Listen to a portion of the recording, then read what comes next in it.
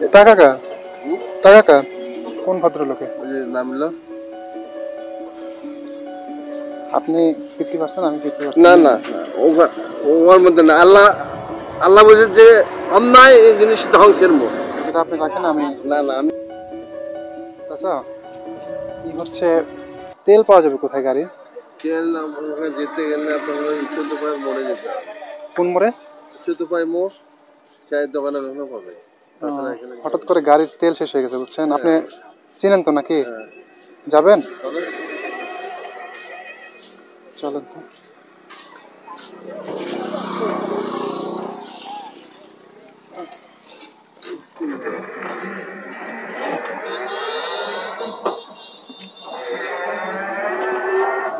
হচ্ছে না।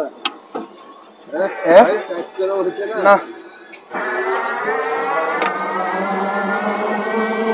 এই চাচা চাচা, দাঁড়ান দাঁড়ান দাঁড়ান দাঁড়ান।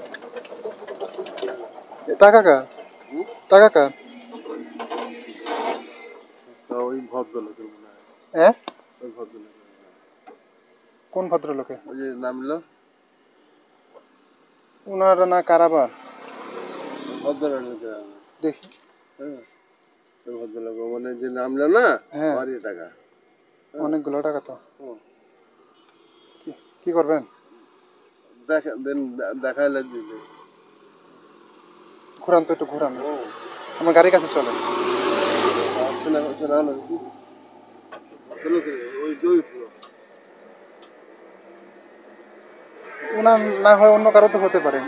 আসতেছে, শোনে না, ওনারে বললেন না আগে? হ্যাঁ, আগে একটু জাস্টিফাই করি প্রয়োজনে। চাচা শুনেন, আমি আর আপনি অর্ধেক অর্ধেক নিয়ে নেবেন, কি বলেন? ওনাকে বলেন যে উনি যদি বলে টাকার কথা, তাহলে বলেন যে পাই নাই, আমি আর আপনি অর্ধেক অর্ধেক নিয়ে নেবো। এখানে দাঁড়ান, এখানে দাঁড়ান, এখানে দাঁড়ান।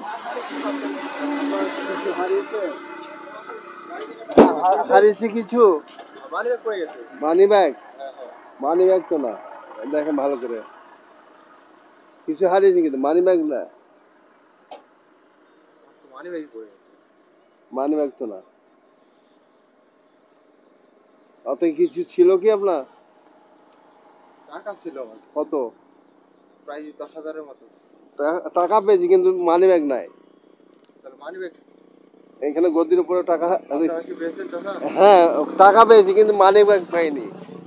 উনি মানে হঠাৎ করে দেখছি তো এখানে টাকা।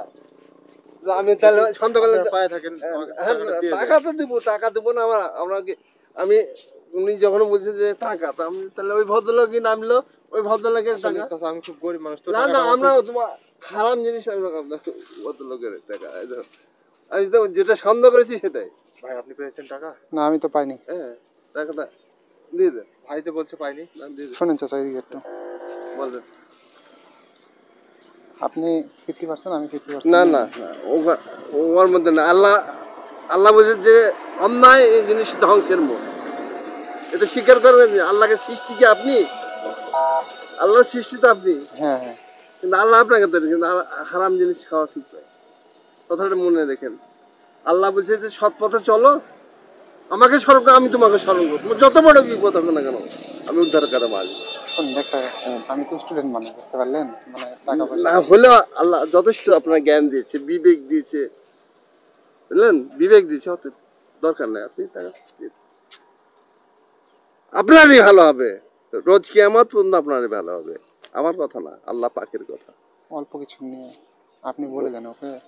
আপনি দিয়ে দেন, খামোখাই দরকার নাই। হারাম জিনিস খাওয়া ঠিক নাই। আপনার কত টাকা হারাইছে? টাকা ওখানে একটা বান্ডিল ছিল 10,000 টাকা। হ্যাঁ, ওই বান্ডিলই ওখানেই, এখানে মানে উনি উঠে বুঝে দেখেছে। হ্যাঁ, মানে আমি ওখান থেকে আসার পরে ওই টাকা বের করেছিলাম রিক্সা ওঠার পর, হ্যাঁ হ্যাঁ, কিন্তু আমি ওইদিকে যা আর্ধেক করে টাকা আমি তাহলে ওই ভদ্রলোক আমি দেখেন একটু যদি পান, আপনার টাকাটা দিলে আমার খুব উপকার হয়। দিয়ে দিব? হ্যাঁ দিয়ে দেন, আপনারই ভালো হবে। রাস্তাঘাটে কোনো সময় বিপদ হবে না।